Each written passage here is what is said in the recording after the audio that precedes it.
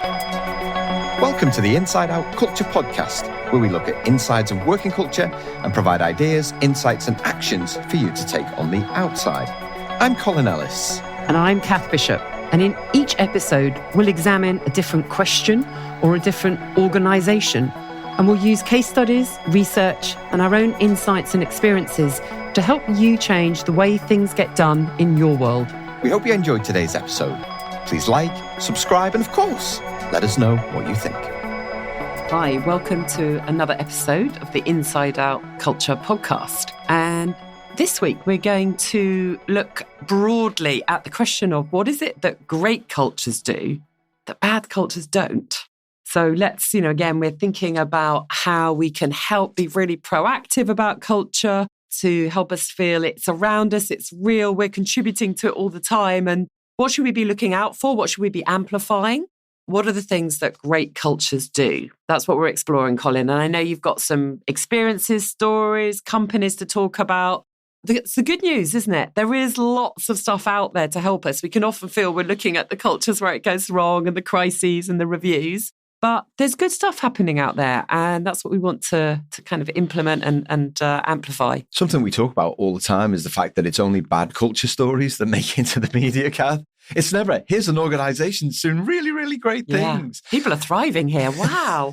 Who'd have thought that was possible in the workplace? Here's the blueprints. Look at this. Look what you can achieve. But it's something that we get asked all of the time. I mean, it's interspersed within our presentations anyway. I know the work that you've been doing around the long wind, for me around detox your culture. Here's how you avoid the conditions for toxic culture. Here's all the great stuff that you can do. And people are often surprised at just how straightforward it can be. I'm shying away from using the word easy because obviously nothing's really easy that's worthwhile, but it is relatively straightforward to achieve these things. So we wanted to give you just kind of a snapshot of what those things look like. Obviously, it's impossible to do it in 25 minutes, but we'll give it a crack anyway. But I thought I'd start by just basically reminding everyone that you get the culture that you choose to build. And I'll come back to that at the end, because when you put time, thought, effort and money into giving people agency to proactively build the culture based on not only some of the issues that they see at that time, but also, kind of building on the good stuff that they do, then you generally get a great place to work where people want to contribute. They feel a sense of ownership. They feel a sense of belonging. They want to nurture it themselves. So, that's where to start is that, if you're really serious about culture, then you do have to put time, thought, money and effort into actually doing it. And when you do that, you've created momentum that, people find it easy to get behind. Yeah, I always say we are all culture shapers. And whether you're doing it intentionally or not, you're shaping the culture around you. So let's get a bit more intentional about shaping it the way we want it to be, the way that works for us and for our colleagues. And to take that seriously, it's also on everyone's job spec, being a culture shaper. And I wish we could perhaps make that a bit more explicit so that we can all realise we have a lot of autonomy here. We don't have to wait to be told what the latest sort of acronym values might be. Actually, make sure you're kind of aware of what's important for you, for your team. Hopefully you're connecting into the organisation's values and they mean something beyond the poster on the wall. But it's bringing them alive. They're only as good as the last set of behaviours, the last meeting that we all turned up. That's how we lived the culture. That's how we either went in a different direction from what's on the wall or reinforced it and brought it to life and gave it meaning. And so I like to think of it in that very real way. It's not we sit in a room and plan what the culture will be. You're going to tell us how we do, add some definition into that, and we must do that. But this idea that certain part of our work time is kind of shaping culture and certain isn't is bonkers. We've got to understand we're shaping it all the time. And therefore we need to be aware of how we're shaping it for ourselves, for others around us, and to really be ambitious about that part of our role as well, because it's such a key area that then enables us to do the tasks, the objectives, the other stuff that's on our job spec as well.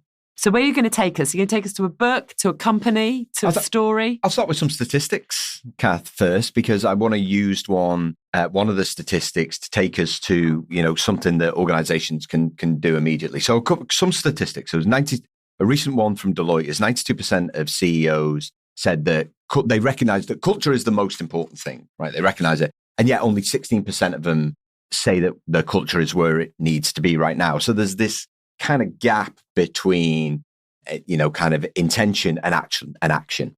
And the second one that I wanted to say is that only 3% of people leaders, so managers, feel confident in building a culture. So this is the first thing that you can learn of what vibrant cultures do, or what great cultures do that bad ones don't, is they teach their managers how to build culture. Now, I'm not talking about a leadership program for a special few people. That's fine. You shouldn't lose that. Obviously, there needs to be a pathway for those high potential people that you see as the future of the organization. I'm talking about basic management training. And this is very simple skills. Give them the language to talk about culture. I did one of these at the start of the year. Give them a language to talk about culture so that they can kind of spot where they are right now and understand where they need to be. Make sure you've got modules around things like setting expectations, which is a skill in and of itself, providing feedback, having courageous conversations, particularly around behavior. I think, Kath mentioned it. Behavior is often the thing that undermines a culture. And when we allow one person to behave in a specific way, what it does, it undermines the safety within the culture and it erodes it for everybody else. But there's this assumption that when you reach a particular position within the hierarchy, you automatically know what to do to create a thriving environment where people just want to bring their best self to work. And I don't know what you've seen, Kat, but I do a lot of these kind of 2-day programs where I teach managers. We call it a culture makers program. Is how do we teach managers to build great culture? And then there's measurement afterwards. But for me, that's a great start point, is give managers the skills to be able to talk about it and to actively build it. Yeah, it is. It's built through conversations, through collaborative conversations, courageous conversations, different conversations. Sometimes they're areas we're not used to talking about, so we feel inexperienced. But I often use the trio of mindset, behaviors, and relationships. Those are our brilliant human performance tools. And, we want to optimize the work we do. We've got all these challenging targets usually that our organization's giving us, our leaders are setting for us. So let's optimize what we bring as humans, which is the way we think, our mindset, our attitudes, our beliefs, the way we behave, the way we show up, the way we react to stuff, the way we connect with others and the relationships, the interactions, the conversations. Those are our very human tools that help us then really go about, all of the tasks that we're set. So thinking about how and leaning into that, and conversations are a huge part. So often I find what I'm doing is just helping people have conversations they haven't had before. And that in itself unlocks quite a lot of things. I think one of the areas that's really important in culture is we can't give you a template. We can't say, here's your values, live those. It'd be a nonsense. Or say, look, just tick these things off and you're done. And then you go back to your tasks. Yeah, it is a different way of thinking to appreciate the culture around us. I'm reminded of that joke about the goldfish in the bowl. And one of them says, asks about what do you think of the water? And one says, what water sort of thing. Like, are we even aware of the culture around us? I don't think I told that very well. But anyway, we'll put a version in the notes. It was still funny. Are we even noticing this stuff? So that's the first thing. Often also we do, I get people just to notice behaviors, just to notice things that are going on. They notice reactions, notice the language that's used around us. And actually from that, then we start to adjust, adapt, change what we're doing. And that has an impact on others. So there are so many kind of lovely ripples. Are we really rippling the ones that we want to be sort of sending out into the organization around us? So the very simple framework I use often for setting around this from the long win is around the 3 C's of clarity, constant learning, and connection. And I find these take us out of an automatic pilot mode of just churning through tasks like a machine to clarifying what matters, what else matters. Yeah, and then we get to it actually matters how it feels in the working environment. It matters how we work. It matters how we talk to each other. So really clarifying how we do things, not just what and when, clarifying why we do things. Then to really focus on this learning, adapting, constantly growing piece so that we're constantly, evolving the culture. It's not one stuck thing. And of course, seeing the relationships, the connections as absolutely fundamental. So I find those 3 thought processes, it's not a template. It's not a tick, tick, tick. It's a means of getting back into, a mindset where we're noticing and shaping culture in a really helpful way.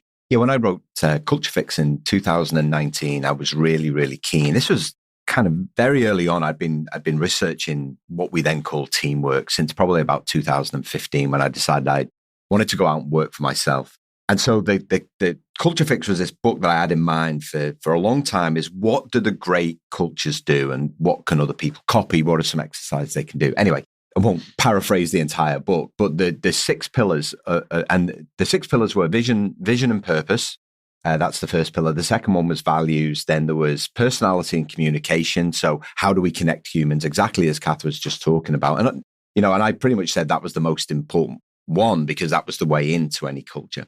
Then it was behavior, collaboration, and innovation. These were the six, right? The six things that everyone did.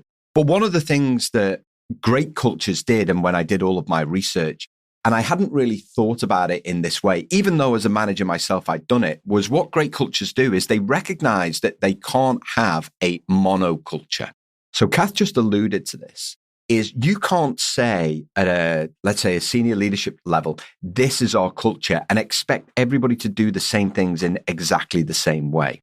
Is that great cultures are made up of great subcultures. And so what great cultures have is kind of a cultural backbone, and that's vision, purpose, and set of values, right? And these things are consistent throughout every team.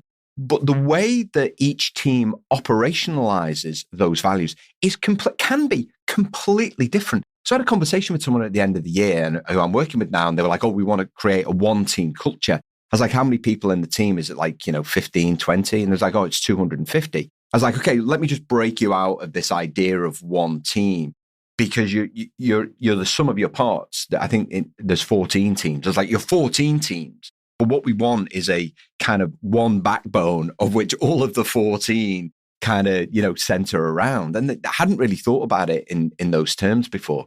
And so this is where you kind of give agency to each team to design what the culture needs to be for them to achieve what they need to achieve, aligned to vision, purpose, values, whatever your backbone is. So again, that's just building up off what Kath says there, is that, great cultures are a combination of great subcultures. And I like the agency word that you use there. So this is a very proactive space. It's a creative space. Yeah, we're not going, oh, let me look up what this company over here does. Let's do that. We're not even saying across, those 14 teams, let's all do one thing. It's a nonsense. It won't work. It is for us to step into that space and say, what do we need? And to try it and to test it and adapt and explore. So again, culture doesn't just stay the same. We're shaping it with every experience. And when we have a new challenge come that 2025 is going to be throwing many new challenges, I think, to all of us, then we adapt and grow and deepen certain elements of our culture, maybe even develop some new elements as well. I was lucky over Christmas actually to get an advance copy of the book by Kate Hayes called How We Win. And Kate is an incredibly brilliant progressive sports psychologist. And she works now with the Lionesses. She was leading the Olympic and Paralympic sports psychology teams for many years. I worked with her years ago and she helped out with the Oxford-Cambridge boat race. And she's worked very closely with Tom Daley for years. So she's absolutely brilliant. One of these women behind the scenes of some incredible performances. And she lays out some very similar themes. She has 4 building blocks to help teams create that environment where she talks about perform and flourish. Sure, there are people who win and, have a really difficult time, but she's seen it with her own eyes. You cannot sustain success like that. And in fact, it's even harder nowadays to succeed even in the short term because the standard in order to succeed is so high. You can't afford not to have things with you.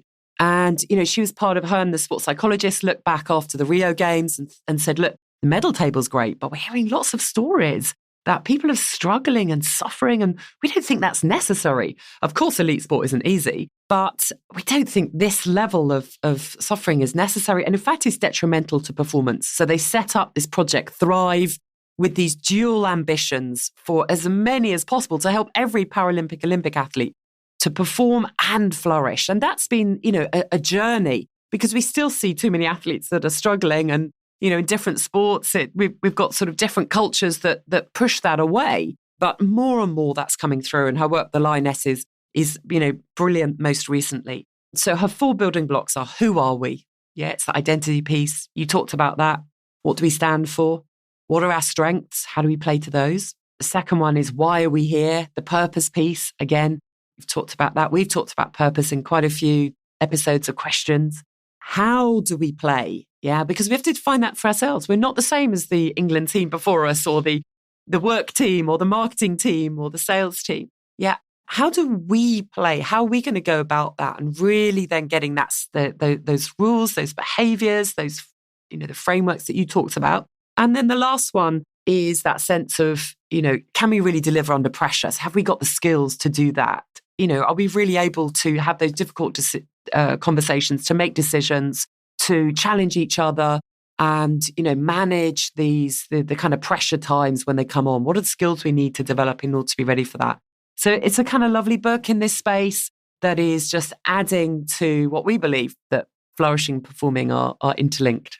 There's a great active case study that you can read about right now, and it's the Washington Commanders. So the Washington Commanders had a terrible, toxic culture. I remember writing about it about 3 years ago, and they appointed a new head coach, a guy by the name of Dan Quinn. And Dan Quinn came in. I think there was a speech that he did that went viral. I'm pretty sure there was a video. Vaguely remember that now. And he said it's going to take time for us to rebuild the culture, but we're going to put the emphasis on togetherness, on collaboration. They came up with a new slogan, the Commander Standard, which was all about behavior and working together. And he made the point. And this is another thing that great cultures do is it's not enough to talk about what it takes to create a great team. It's not enough. It's the start, but it's not enough. It's one thing having a code, but it's a whole other thing to write it down. Now, Kath and I were talking before we recorded this. Kind of Netflix made the writing down as the standard in 2009 and 2017.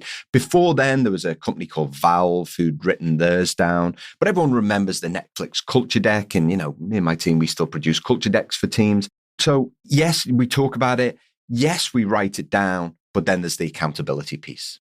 Is it pointless writing it down if you're not going to hold each other to this? And now what the Washington Commanders did is they didn't allow any individual to be bigger than the team.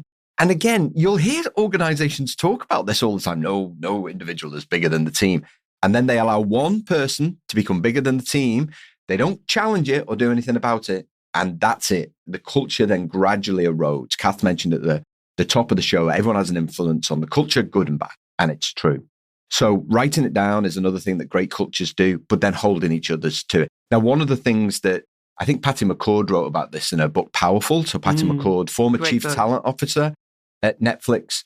And she said, one of the things we do at Netflix is we don't tolerate brilliant jerks. It was either her or Reed Hastings, the founder, that said that. We don't tolerate brilliant jerks. This sense that you can be great at what you do, just don't be a dick. Don't undermine the culture and the safety of the culture for everyone else. And what Netflix did, they had a 3-strike rule. I'm not sure if they still have it now. But basically, if you compromised the culture 3 times, you were gone, you were done, you were finished, you were out. And this is the same principle is applied to the Washington Commanders. They have not allowed anybody to compromise their commander standard. And consequently, they made their first playoff game for 33 years. And everyone was just like, it's a miracle. Anybody who knows anything about culture, it's not a miracle. This is what great cultures do. And in the hands of Dan Quinn, he has completely turned it around. Yeah, but I think sport's an interesting space because we don't have these things on the wall. The living it is so real. And if you are not living it, you're so undermining it. It's so obvious you're undermining it. And I think it's more damaging to create a culture and then not do it. Because you create this incongruence and everyone knows you signed up to something you're not doing. So what does that say about what you really stand for and what your real values are? So, we absolutely have to lean into it. And I'm finding in my work, actually, that one of the ways in which I think sometimes I can help most is by sort of coming and helping observations, noticing things, realizing when we might actually be not doing what we said, helping people to spot those moments because we've got into a bit of a sort of blinkered state sometimes at work, focused on the task, do, meeting. And then we don't notice things. We don't mean to undermine the culture and these things that we agreed because we agreed them in a room that was not where I'm working. It did, I haven't quite transferred it across, but that transfer is critical. And that's why I think it's important sometimes to get, independent perspective, to come, a trusted friend, a trusted advisor, a trusted culture coach to come and help you figure that out and notice stuff, not in a judgmental way, in a purely learning way. Because I think that's often when people say, what skills do I need to be effective at leading culture, shaping culture? I just say it's noticing things. It's that mindfulness to notice things in your environment and think, oh, is that actually helping us? Or are we sort of now starting to cross a line that's really going to cause us problems later? And of course, if you look at the sports world, again, you don't just only do culture when you're away on away day. Yeah, it is there. It is real. It's happening in the changing rooms. It's brutal. Feedback is given. Accountability happens. Otherwise, in that game on Saturday, it's all going to fall apart under pressure. So I think often you see that much more sort of real tussling with bringing culture alive. It's not pretty. It's not easy. But it's lived. It's part of what you do. It's part of how you play. And I think that's one of the things I try and bring in organizations is that sense of it's what you're doing, not what you're saying. It's, let's not just see culture as something we only discuss every 3 months or something. No. Let's actually reverse that and think about what's all the culture we've shaped today and what would we like to be doing tomorrow? It's that old adage of Rome wasn't built in a day, but they were laying bricks every hour. That sense that cultures continually evolve all of the time. And they're made up of a set of what I would call micro experiences. Actually, Kath, when you mentioned that advisor, I remember doing a session with a leadership team of a big retail organization, half a day. So they'd taken half a day out of their calendar. And I remember I recorded them a little video. Here's a little bit of pre-work, some things to think about. I said, but I want you to put your out of office on. Let people know that you're not going to be there, and no phones, right? No distractions. This is an open discussion about the things that it was on some feedback that they'd received from the engagement survey. So I'm there. Let's just say it started at 9. I think it did start at 9. And at 9 o'clock, people are still drifting into the room. And so the CEO eventually introduced me as Colin read the book, blah, blah, blah, blah, blah. 7 minutes past 9. I was like, so I got up and I said, my first challenge to you is, why is this starting at 7 minutes past 9? There's crickets, just nothing. I was like, okay, just with the person next to you, why is this starting at 7 minutes past 9? People look around going, what's this? But again, it's straight away, micro experiences. We said 9, but it's 7 minutes past 9. Why is this start? Anyway, they had this discussion and it was like, oh yeah, ill discipline. And, someone's transport was late, poor risk management, all these kind of things. Anyway, about 10 minutes into the presentation, the CFO, who was sat on the front row to my left, there's like 2 rows of chairs. There was about, 12 people in this. He took his phone out. It's like right there, as I'm delivering a speech or talking about something, he took his phone out. So I just stopped. And I put my hands in my pocket. I remember to put my hands in the pocket and I was just looking at him. And everyone was kind of looking around. You could see people just moving in their chairs, like, what's happening here? And eventually looked up. It must have been about 20 of the most uncomfortable seconds. And I said, is that something urgent that you need to deal with? Because if it is, if you can just apologize to the room and excuse yourself. And he was like, oh, no, I'm really sorry. Now, obviously, had this been a larger group of people, there's no way I would have embarrassed him. Did you get invited back? I did. What happened after that, he put his phone in his pocket. The CEO just laughed. He said, honestly, put your hand up in this room if you'd have done that, if one of us pulled a phone out in a meeting. He said, no one. And he's like, Colin, do you just want to tell us the reason that you did that? I was like, culture is the behavior that you choose to walk past. Mm. I said, we set the tone. We said no phone. If we'd all have said, yeah, we're going to bring our phones, check it. That's your prerogative. You can do that. But we agreed no phones. Yeah. If I'd have allowed that, what does it say about me? As well as what does it say about the culture? And the CEO just said, it's the little things sometimes that make a big difference. Yeah. That's a huge thing in culture, isn't it? It is absolutely the small things, the small steps. So that's why you don't have to be in a leadership role, although you need to be aware your little actions have an even greater impact, magnified, rippling through the organization. But it is the small things, just the way we react, interact, welcome people into a meeting or make it feel very sterile. And yeah, it is really the tone we take, all of these things that are so important. And actually, once you start noticing it, it's also quite easy. At first, it is a bit of let me just realize something. But your brain's seeing it all the time. You've just sort of let it filter it out or taught it to filter it out because it wasn't thought to be important. So there's a resetting of your cultural filters, if you like, to start noticing stuff. And once you do, then it's sort of, you can get on a real positive spiral around, I can do this well. And if I just tweak this little thing that's completely within my power to do, because it's my meeting or it's even just how I speak in the meeting, then I think you really feel that agency to shape things that is really part of the empowerment that comes from being positive, proactive about culture building. Okay, so let's, 3 things. We end every episode. Just a reminder, we end every episode with 3 things for you to do, to get curious about, maybe to uncover. So I think the first thing to do is just a reminder what I said at the start. You get the culture that you choose to build. So the thing to do is take the time to work with your team to proactively build your culture. Listen, it doesn't have to be a whole 2-day workshop. It can literally be half an hour over a cup of coffee, agreeing the behaviors you'd like to see from each other, how you're going to work together, how you're going to use technology, how you're going to communicate. As Kath talked about, that communication is absolutely key. So that's the first thing to do. And the second thing, to get curious about where do we want that culture to go?